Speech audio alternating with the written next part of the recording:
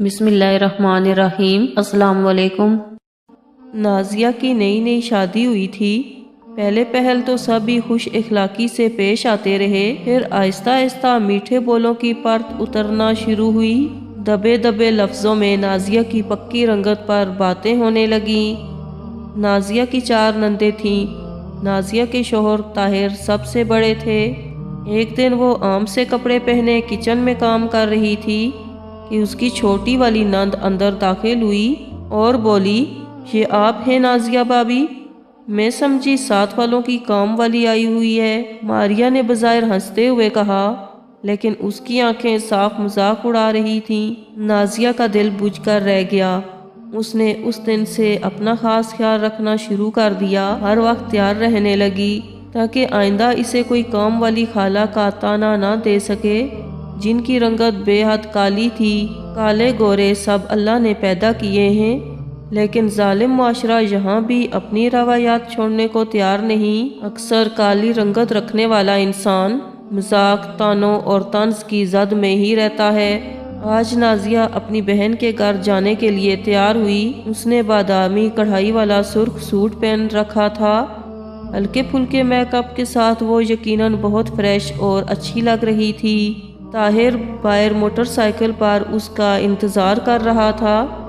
جیسے ہی وہ hand bag سنبھالتے ہوئے کمرے سے نکلی، ساس کی آواز کانوں سے ٹکرائی، آئے ہائے ایک تو!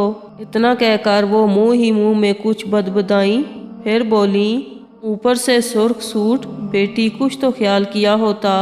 چلو شاباش، کسی ہلکے رنگ کے کپڑے پہن کر جاؤ، یہ تو بالکل نہیں جچ رہے۔ یہ سننا تھا کہ نازیہ کی ساری خود اعتمادی ہوا ہو گئی اور اس کو اپنی ٹانگیں بے جان سی لگنے لگیں۔ اف بھابی، آپ نہ بس دھیمے رنگ کے کپڑے پہنا کریں پلیز، یہ شوخ رنگ آپ کو بالکل سوٹ نہیں کرتے۔ ساتھ بیٹھی ہوئی نند عائشہ نے بھی ماں کی ہاں میں ہاں ملائی۔ عائشہ خود بے حد گوری رنگ کی مالک تھی۔ اس دن نازیہ کا دل چھناک سے ٹوٹ گیا۔ وہ ٹوٹے قدموں سے باہر کھڑے طاہر کو 5 منٹ بعد آئی کہہ کر اندر کمرے میں چلی گئی۔ تھوڑی دیر بعد وہ نکلی تو عائشہ نے دیکھا اس نے ہلکے براؤن رنگ کا لان کا سوٹ پہن لیا تھا۔ میک اپ بھی صاف تھا اور وہ روئی روئی لگ رہی تھی۔ ایک لمحے کے لیے عائشہ کے دل کو کچھ ہوا۔ خود اس کی بھی کچھ دن بعد ہی شادی طے ہو چکی تھی۔ اس نے سوچا بھابی سے اپنے الفاظ کے لیے معذرت کر لوں، لیکن نازیہ تیز قدموں سے بڑی سی چادر اوڑھے گیٹ سے نکل گئی۔ ہائے، یہ کالی کلوٹی بہو میرے ہی پلے پڑنی تھی۔ اف، اتنا کالا رنگ! بھائی وہ ٹوٹکے کون سے ہوتے ہیں؟ ذرا اس کو بھی کوئی بتا دے۔ ارے میری آنکھوں پر بھی پٹی بندھ گئی تھی۔ جب رشتہ لینے گئی تھی تو بڑا میک اپ کر کے بیٹھی ہوئی تھی۔ یہ تو بعد میں کھلا کہ اصل رنگت توے کو بھی شرماتی ہے۔ نازیہ کی ساس مسلسل بولے جا رہی تھیں، دیکھ طاہر، میں تجھ سے کہتی تھی کہ یہ لڑکی تجھے خوش نہیں کر سکتی، اور دیکھ لو وہی ہوا۔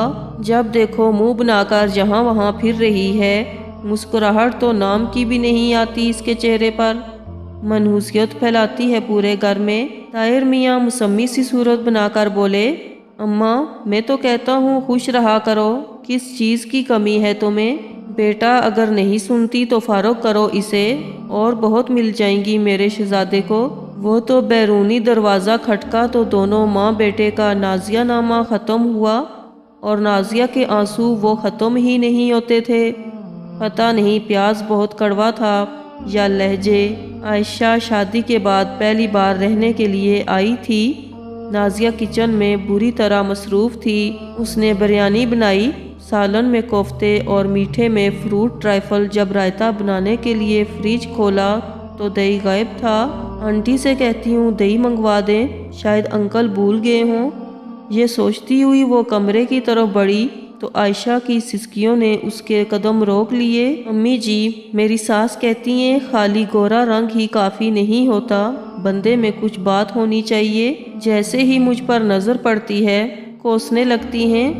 پتہ نہیں میں نے ان کا کیا بگاڑا ہے۔ اس دن میرے سے پیاز تھوڑا زیادہ براؤن ہو گیا تو سارا دن مجھے بے ہنر، کوڑ اور پھوڑ کہتی رہیں۔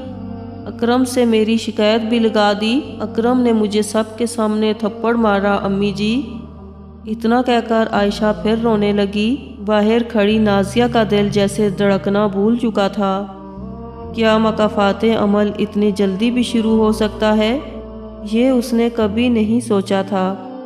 اصل رنگ من کا رنگ ہوتا ہے، من کالا تو تن کالا۔